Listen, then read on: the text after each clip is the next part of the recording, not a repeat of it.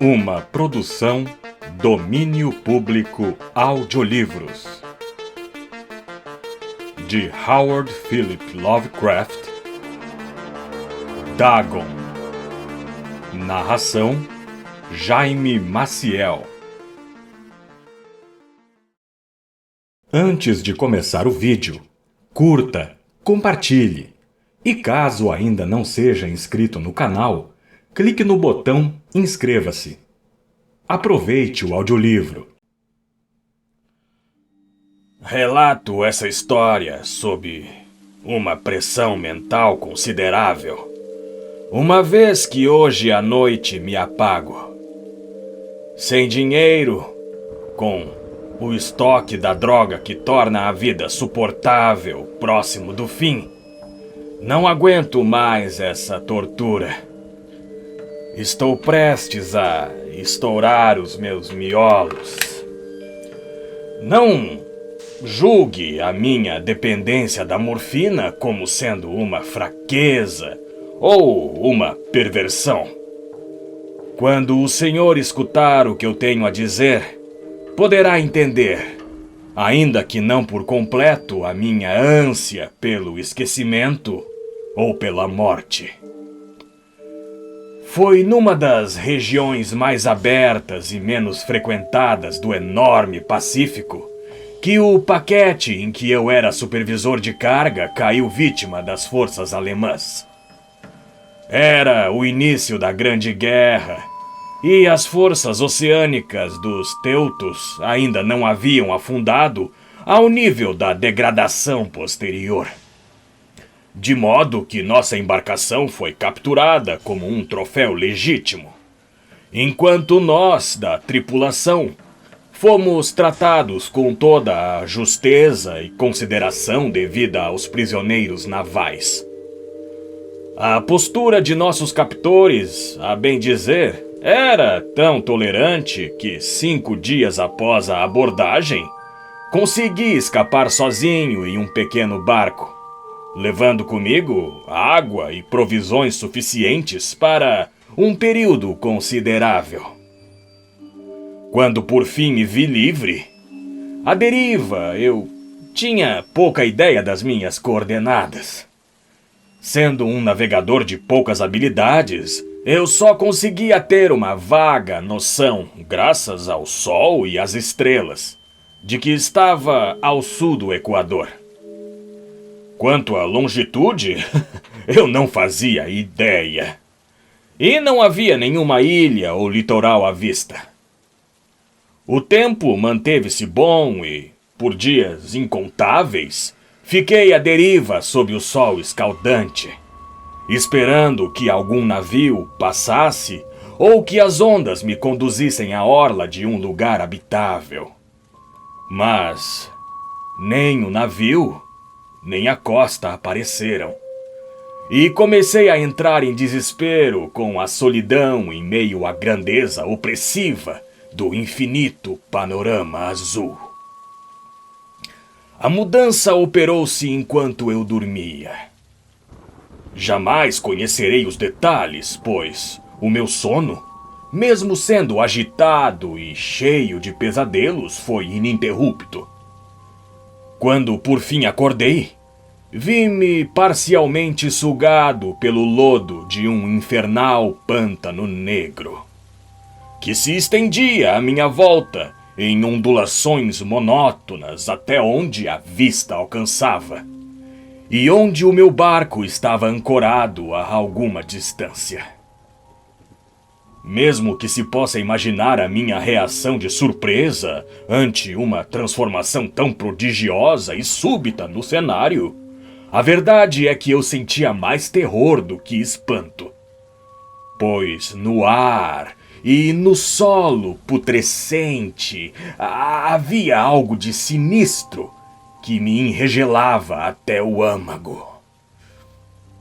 O lugar fedia a restos pútridos de peixes em decomposição e de outras coisas indescritíveis que eu via erguerem-se do lodo asqueroso que cobria a infindável planície. Talvez eu não devesse tentar pôr em meras palavras o horror indescritível que o silêncio absoluto e a imensidão estéril podem encerrar. Não se ouvia nada, não se via nada, fora a vastíssima extensão de lodo negro. Mas era a perfeição do silêncio e a constância do cenário o que me oprimia com um terror nauseante. O sol ardia em um céu que parecia quase negro em sua crueldade límpida, como se a refletir o palude escuro como nanquim sob os meus pés. Enquanto eu retornava ao barco, percebi que só havia uma teoria para explicar a minha situação. Por obra de alguma erupção vulcânica sem precedentes, uma parte do solo marítimo fora arremessada em direção à superfície, expondo regiões que, por incontáveis milhões de anos, haviam repousado em silêncio nas insondáveis profundezas oceânicas. Tamanha era a extensão de terra assim surgida que eu não conseguia ouvir o rumor do mar, por mais que tentasse. Tampouco se viam aves marítimas a procurar comida entre as carcaças. Por longas horas fiquei pensando ou cogitando no barco que estava de lado, a fim de projetar alguma sombra enquanto o sol movia-se no firmamento. À medida que o dia avançava, o chão ficava menos perigoso e dava a impressão de que em pouco tempo estaria seco o suficiente para uma caminhada. Dormi pouco à noite e no dia seguinte preparei um suprimento de comida e água, antevendo uma jornada por terra em busca do mar desaparecido e de um possível resgate. Na terceira manhã, o solo estava seco o bastante para que eu pudesse caminhar sem dificuldade. O odor dos peixes era enlouquecedor, mas eu estava compenetrado em assuntos muito mais graves para incomodar-me com um mal tão insignificante. E assim, lancei-me rumo ao desconhecido. Andei o dia inteiro em direção ao ocidente, guiado por um promontório que se erguia mais alto do que qualquer outra elevação naquele vasto deserto. Acampei naquela noite e, no dia seguinte, prossegui em direção ao promontório que, no entanto, parecia quase tão distante quanto no momento em que o vi pela primeira vez. Na quarta noite, cheguei ao pé da elevação, muito mais alta do que parecera de longe. Um vale destacava seus contornos em meio ao panorama. Exausto demais para escalar, dormi à sombra do promontório. Não sei por que meus sonhos foram tão fantásticos naquela noite, mas antes que a formidável lua gibosa subisse às alturas celestes, acordei suando frio, determinado a não mais dormir. Eu não seria capaz de aguentar mais uma vez aquelas visões. O luar mostrou-me o quão tolo eu fora ao viajar durante o dia. Sem o brilho do sol escaldante, minha jornada teria consumido menos energia. Em verdade, naquele instante, eu sentia-me apto a empreender a escalada que me vencera ao pôr do sol. De posse dos meus suprimentos, parti em direção ao pico daquela iminência. Disse eu que a monotonia constante da paisagem inspirava-me um horror vago, mas acredito que meu horror tenha sido ainda maior quando ganhei o cume do promontório e olhei para o outro lado, em direção a um enorme fosso, ou cânion, cujos negros recessos A lua ainda não subira o bastante para iluminar. Senti-me nos limites do mundo, olhando para o caos insondável de uma noite eterna. Meu terror era atravessado por reminiscências do paraíso perdido e da terrível escalada de Satã pelos domínios da escuridão primordial. À medida que a luz subia, comecei a notar que os declives do vale não eram tão íngremes quanto eu imaginara a princípio. Saliências e escarpas na rocha proporcionavam uma descida relativamente fácil. E após algumas dezenas de metros, o declive tornava-se bastante gradual. Tomado por um impulso que não sou capaz de explicar, desci pelo caminho de pedra e postei-me no declive mais suave lá embaixo, olhando aquelas profundezas infernais onde luz alguma jamais havia penetrado. De repente, minha atenção dirigiu-se a um enorme e singular objeto que se erguia a pique no declive do outro lado, a uns 100 metros de distância. Um objeto que resplandecia em brancura com os raios recém-chegados da lua ascendente. Logo me convenci de que era uma enorme rocha, mas por algum motivo eu tive a nítida impressão de que aquele contorno e aquela disposição não podiam ser obra da natureza. Um exame mais atento encheu-me de sensações inexplicáveis, pois apesar da enorme magnitude e da proximidade ao abismo iante que repousava no fundo do mar desde que o mundo era jovem, percebi, sem a menor dúvida, que o estranho objeto era um monolito bem formado, cuja opulência conhecera o trabalho e talvez a adoração de criaturas vivas e pensantes. Confuso e assustado, mas sentindo o entusiasmo dos cientistas e arqueólogos, examinei meus arredores em maior detalhe. A lua, já próxima ao zênite, resplandeceu com um brilho estranho acima do sobranceiro promontório que circundava o abismo e revelou um enorme volume de água lá embaixo, que se estendia para os dois lados e quase batia-me nos pés enquanto eu permanecia no declive. Do outro lado do pélago, pequenas ondas quebravam junto à base do monolito ciclópico, onde se viam inscrições e esculturas primitivas. A escrita usava um sistema de hieróglifos que eu ignorava, diferente de todos aqueles vistos nos livros, e consistia na maior parte de símbolos aquáticos estilizados, como peixes, enguias, polvos, crustáceos, moluscos, baleias e outros. Muitos hieróglifos representavam coisas marinhas desconhecidas ao mundo moderno, mas cujos corpos em decomposição eu avistara na planície que se erguera do mar. Era o estilo pictórico, no entanto, o que mais me hipnotizava.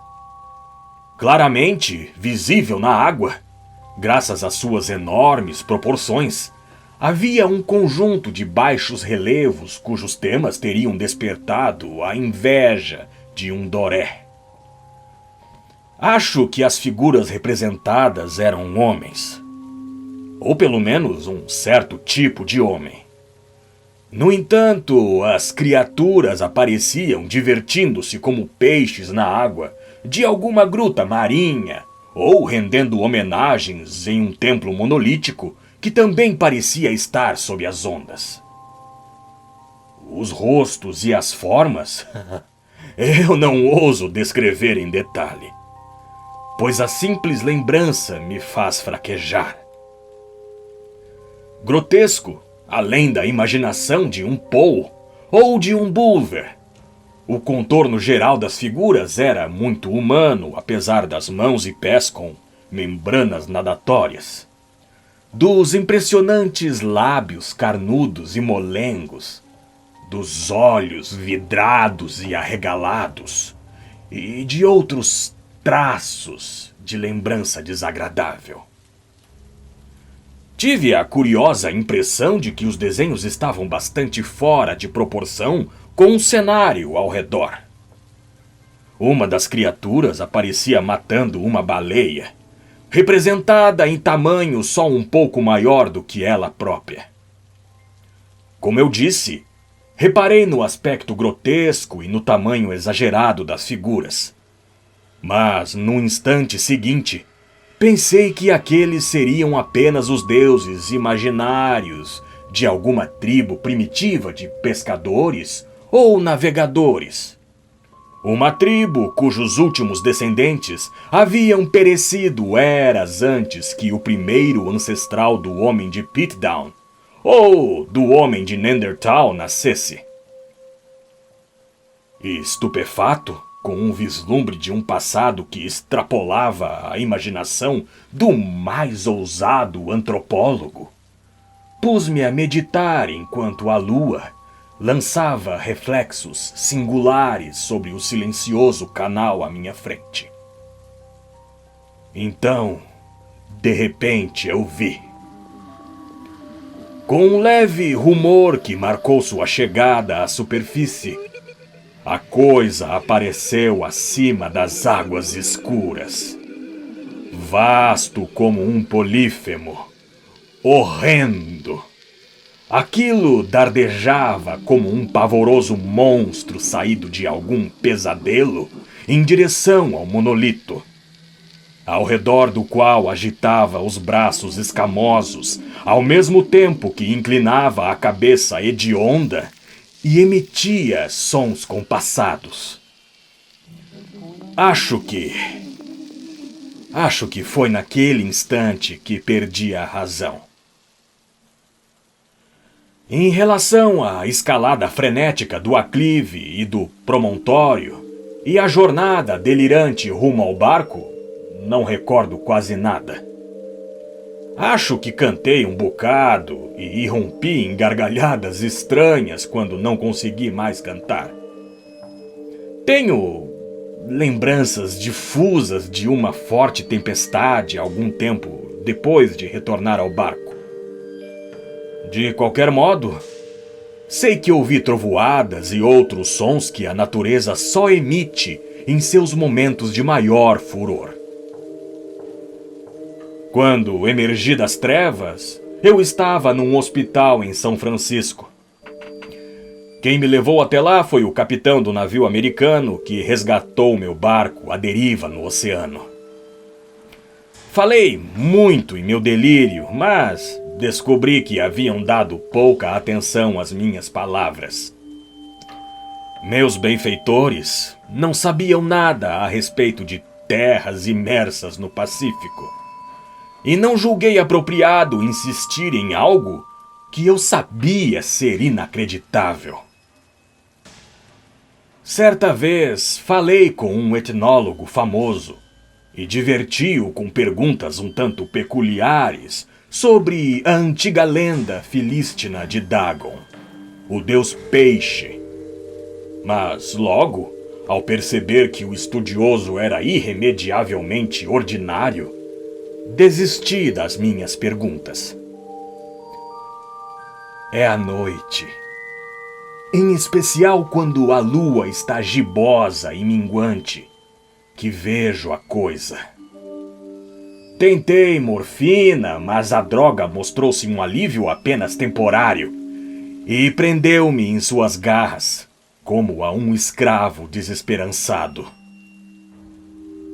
Agora, tendo feito o relato completo, para a informação ou para o deleite zombeteiro de meus semelhantes, pretendo pôr um fim a tudo. Muitas vezes me pergunto se tudo não seria a mais pura ilusão, um simples delírio, enquanto eu jazia vociferando durante uma insolação no barco exposto aos elementos, logo após escapar da belonave alemã. Eis o que eu me pergunto. Mas sempre tenho uma visão nítida do terror em resposta. Não consigo pensar nas profundezas oceânicas sem estremecer ao imaginar as coisas inomináveis que nesse exato momento podem estar deslizando e arrastando-se pelo fundo viscoso, rendendo homenagens a antigos ídolos de pedra e esculpindo sua execranda imagem em obeliscos submarinos de granito úmido. Sonho mesmo com o dia em que possam erguer-se acima das ondas para arrastar ao fundo, em suas garras fétidas, os resquícios dessa humanidade pífia e devastada pela guerra. Com o dia em que a terra há de afundar e o fundo escuro do oceano erguer-se em meio ao pandemônio universal. O fim está próximo. Ouço um barulho na porta, como o de um enorme corpo escorregadio batendo contra a madeira. Jamais vão me encontrar. Meu Deus! Meu Deus! Aquela mão! A janela! A janela!